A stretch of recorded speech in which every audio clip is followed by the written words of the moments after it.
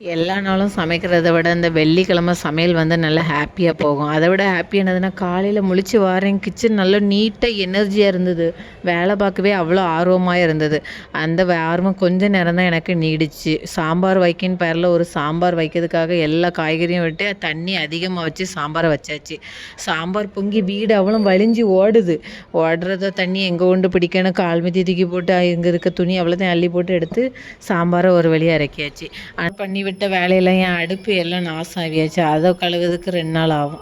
என்ன கஷ்டம், இந்த சாம்பார் ஏன்டா வச்சேன்னு ஆயிடுச்சு. அதுக்கப்புறம் சாம்பாருக்கு தேவையானதை எல்லாம் போட்டு தாளித்து எடுத்து ஊற்றிட்டு என் பையனுக்கு கையில் பூண்டு பால் எல்லாம் கொடுத்தாச்சு. அதுக்கப்புறம் சாம்பார் எல்லாம் வச்சு அந்த சாம்பாரை வச்சு இன்றைக்கி காலையில் தோசை மாவு இருந்தது. அந்த தோசையில் ஒரு முட்டை தோசை மட்டும் போட்டு கொடுத்தா தான் சாப்பிடுவாங்கன்னு முட்டை தோசை போட்டு கொடுத்து அந்த சாம்பாரையும் ஊற்றியாச்சு. வேறு பேக் பண்ண செஞ்சது எல்லாம் பேக் பண்ணி ஹஸ்பண்டுக்கு ஆஃபீஸ்க்கு பண்ணி கொடுப்போன்னு எல்லாத்தையும் பேக் பண்ணிவிட்டு ஹஸ்பண்டுக்கு ஆஃபீஸ் கொடுத்து விட்டாச்சு. பாய்.